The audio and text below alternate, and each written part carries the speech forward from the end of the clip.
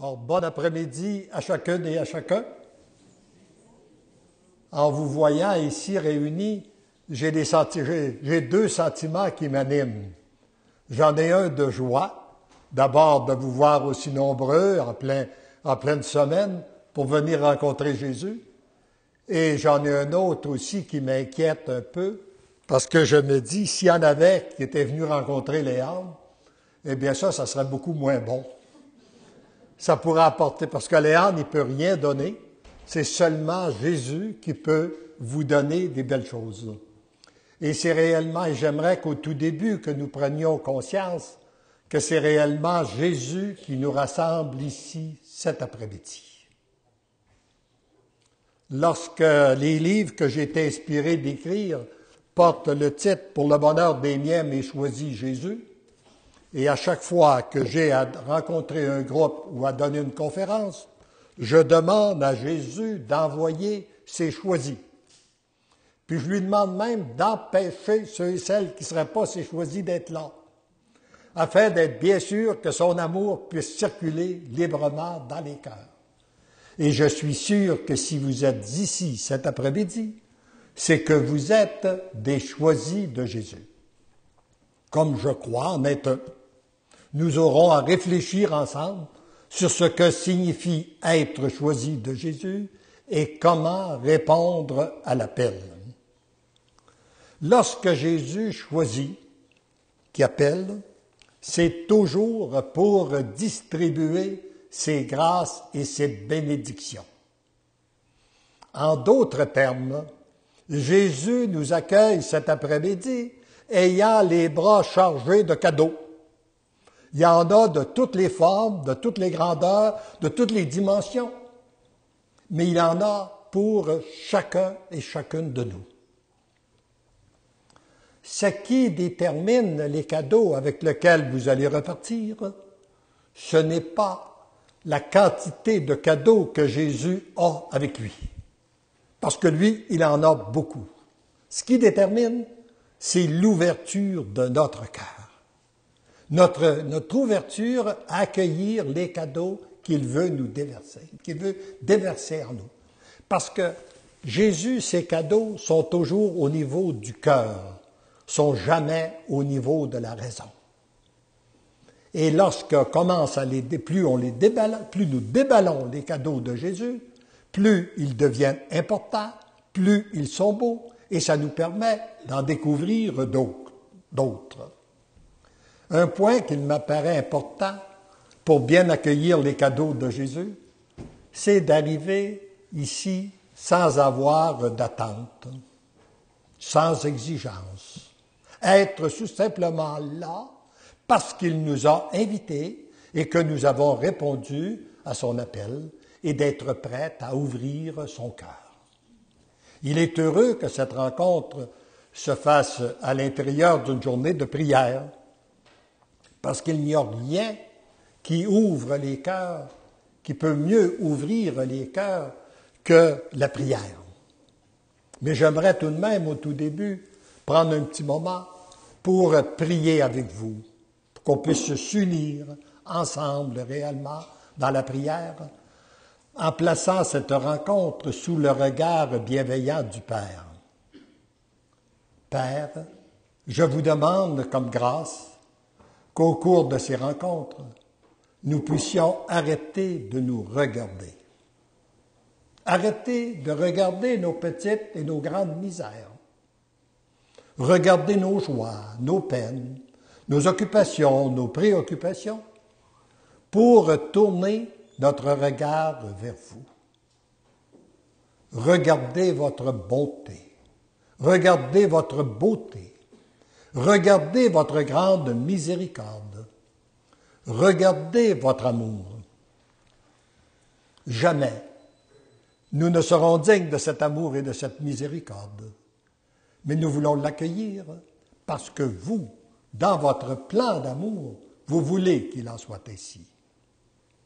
Père, nous vous demandons de vivre ces rencontres dans une intimité profonde avec votre Fils Jésus, notre Sauveur, notre Libérateur, celui qui a donné sa vie pour nous, celui qui se fait présent d'une façon toute particulière parmi nous par son Eucharistie, et c'est aussi celui qui est présent dans chacun de nos cœurs. Mais c'est aussi celui que nous attendons pour très bientôt dans la gloire. Père, je vous demande d'envoyer votre Esprit Saint en abondance sur cette assistance visible, mais aussi sur cette assistance invisible. Je pense à tous les choisis de Jésus qu'il y a à travers le monde, les 5000 personnes qui ont reçu la pensée du jour. Je pense aux membres de vos familles, ceux et celles que vous aimez, que vous n'aimez moins. Et je sais bien, Père, que ce n'est pas ce que je vais dire qui a de l'importance, mais ce que l'Esprit Saint accomplit dans les cœurs tout au cours de ces entretiens. Et pour bénéficier de ces grâces trinitaires, nous nous plaçons sous le grand manteau de Maman Marie, notre bonne mère et médiatrice, celle que vous avez choisie pour donner Jésus au monde il y a 2000 ans, celle que vous nous avez donnée comme mère et celle que vous avez choisie dans ces temps qui sont les derniers pour préparer les cœurs à accueillir Jésus dans la gloire. Et enfin, nous voulons vivre aussi cette rencontre en communion de cœur et d'esprit avec tous les saints et saintes du paradis et de la terre. Et quand je pense aux saints du paradis, permettez-moi d'invoquer mes 3 saints préférés, la petite Thérèse de l'Enfant Jésus, qui nous a tracé cette petite voie de l'amour, Marie-Madeleine, qui aimait plus que tout autre, Saint Jean-Marie Vianney, ce grand amoureux de Jésus Eucharistie. Et quand je pense aux saints de la terre, je pense à notre Saint-Père actuel, Benoît XVI. Et enfin, que nous soyons accompagnés de nos saints anges. Amen. Et peut-être, je vous demanderais, on pourrait écouter, il y a plusieurs chants qui ont été composés à partir des volumes. Alors, j'aimerais vous faire écouter le chant numéro 1 de l'album numéro 1. Alors, si vous voulez vous lever, ça va continuer dans la méditation, dans l'ouverture des cœurs. Alors, voyez-vous, c'est pas trop compliqué, hein? La seule chose qu'il nous demande, c'est d'accueillir son amour. Maintenant, je vous ai dit que Jésus nous accueillait les bras chargés de cadeaux. Mais vous, comment arrivez-vous pour cette rencontre cet après-midi? Le Seigneur m'a donné un enseignement de quelle façon les gens arrivent pour une rencontre comme celle que nous vivons cet après-midi, lorsque nous avons accueilli 3 de nos petits-enfants pour une journée à la maison. Lorsqu'ils sont arrivés, Édouard, 9 ans, s'est empressé de venir se jeter dans mes bras et nous nous sommes donné une longue accolade. Durant ce temps, je constate que le petit Xavier, 5 ans, est blessé. Il a une égratignure du front au menton. Et je lui demande, qu'est-ce qu'il t'est arrivé? Est-ce que tu t'es querellé avec un chat? Il me dit, non, avec un bulldog. Oh oui, un bulldog. Comment s'appelle ton bulldog? Il dit, Louis Thomas. Et durant ce temps, je vois le petit Louis Thomas, 7 ans, la tête basse, tout honteux. Il se demande s'il peut me regarder. Mais j'ai dit, Louis Thomas n'est pas méchant. Il dit, j'ai perdu le contrôle. Alors voyez-vous, lorsqu'on arrive dans une rencontre comme celle-ci, il y a des gens qui sont comme Édouard, qui sont empressés, qui ont hâte de venir se jeter dans les bras de Jésus, de Dieu, pour recevoir son amour. Il y en a d'autres qui arrivent avec leurs blessures. Peut-être qu'ils ont rencontré des bulldogs sur leur route.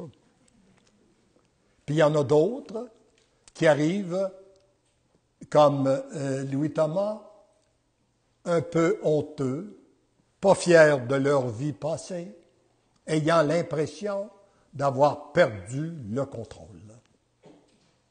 Mais en même temps que Dieu m'enseignait de quelle façon les gens arrivent, il m'enseignait aussi à travers mon cœur de grand-papa comment, lui, il nous voit avec son cœur de père.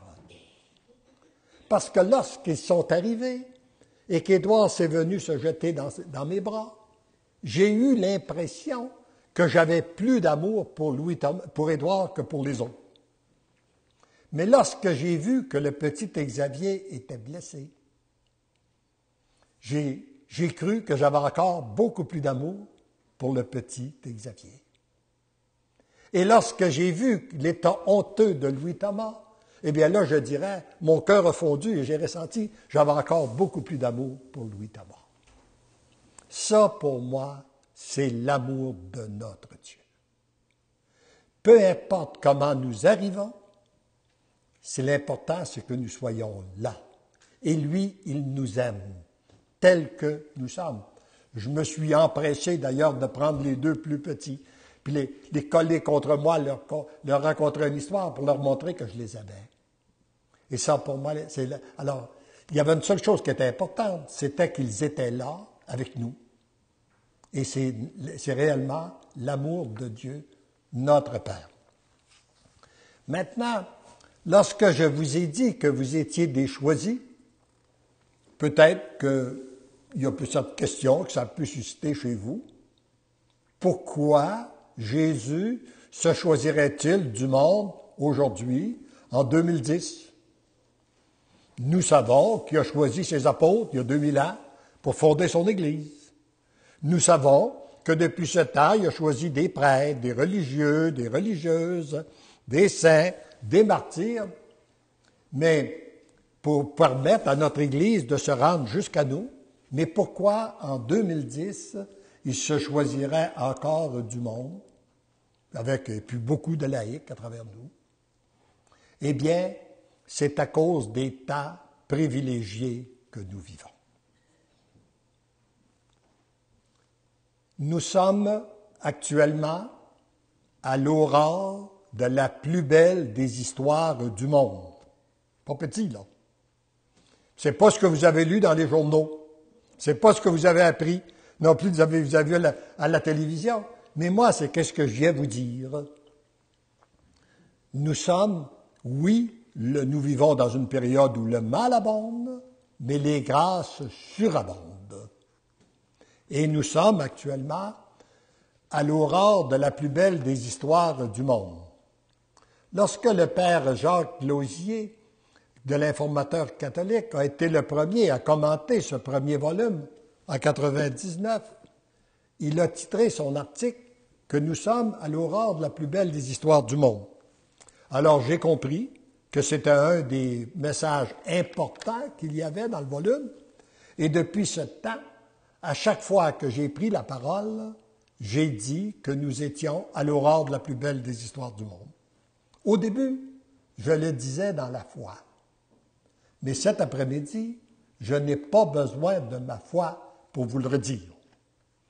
Je n'ai qu'à regarder ce que je vois, à écouter ce que j'entends, les témoignages que je reçois régulièrement, des gens qui vivent réellement des transformations dans leur cœur, un peu partout à travers le monde, pour vous dire, oui, il est bel et bien vrai, nous sommes à l'aurore de la plus belle des histoires du monde.